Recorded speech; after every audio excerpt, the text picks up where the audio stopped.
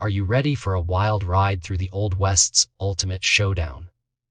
Season 3, Episode 4 of Billy the Kid cranks up the tension, delivers some shocking twists, and leaves us gasping for breath.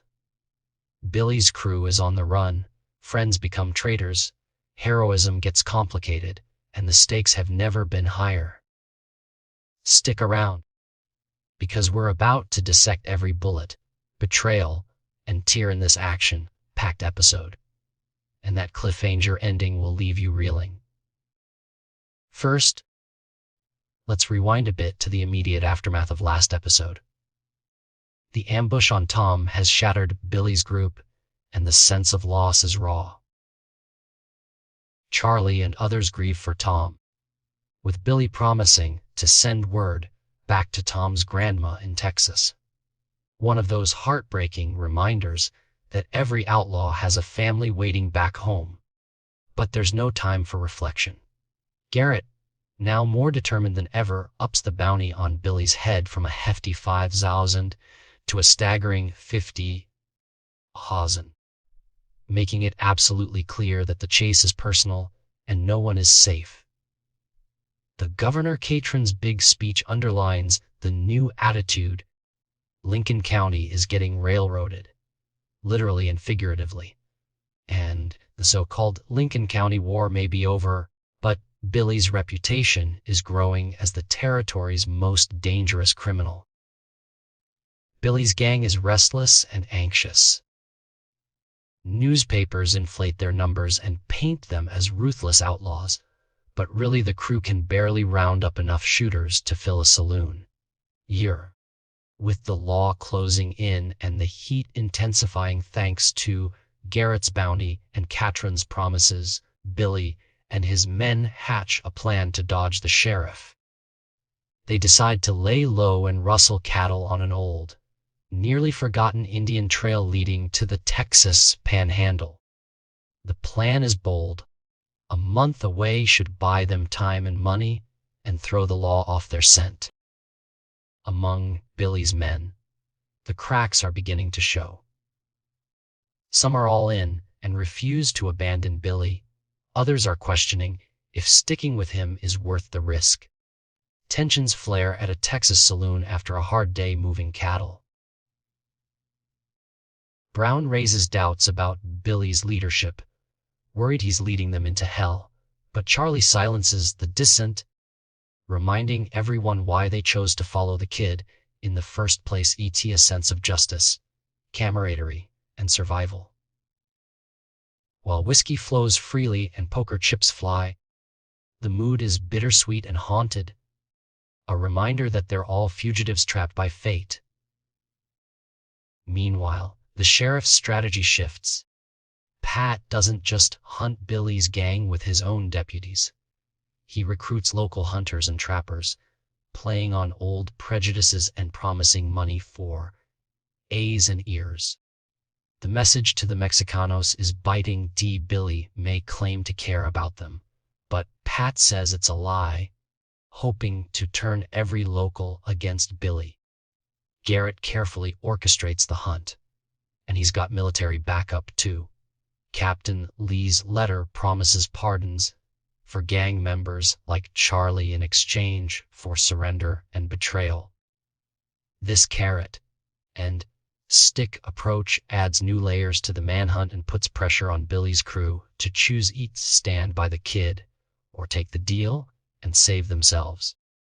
A key subplot heating up is Emily's quest for truth about her husband Edgar's mysterious death. She suspects foul play, not suicide, and pushes Pat to dig deeper, an emotional moment that adds depth to the broader tale of justice, corruption, and personal loss. Garrett, ever the schemer, uses every angle to chip away at Billy's support. Emily's heartbreak gives us a window into the lives destroyed by the endless war between outlaws and lawmen. Billy's trail to Texas is cut short by the ever-closing law. As plans change, Billy decides to split the gang up. Guan will escort Dulcinea back to Fort Sumner, while the others seek shelter in a desolate place called Stinking Springs. The tension peaks as Billy, Jesse, Charlie, and the remaining regulators hole up in the abandoned shepherd's hut. Dirty, cramped, starkly reminiscent of the gang's desperate situation. Little do they know, Garrett's boss is right on their tail. He wisely decides to wait outside until dawn, believing, rightly so, that Billy is about as dangerous cornered as he is in the open. They'll smoke him out rather than charge headlong into a hail of bullets. What follows is one of the series' most tense and emotional standoffs. As dawn breaks, Garrett's crew surrounds the hut. Gunfire erupts and tragedy strikes. Charlie is mortally wounded in the shootout. The moment is brutal. Charlie knows he's dying, pleads for Billy to look after his family, and then, in a final act of courage, leaves the hut and surrenders, only to be shot dead in the open. It's heart-wrenching, and you can feel Billy's devastation. Loyalties are shattered, and survival now outweighs honor for some of the gang. Brown, overwhelmed, wants to surrender, calling Billy a coward, while Jesse tries to reason with Billy not to throw his life away in a blaze of glory. Garrett, ever the calculating hunter, orders his posse to smoke out the outlaws by setting the hut on fire. It's a ruthless move, and with options running out and injuries mounting, Billy's gang debates their next step.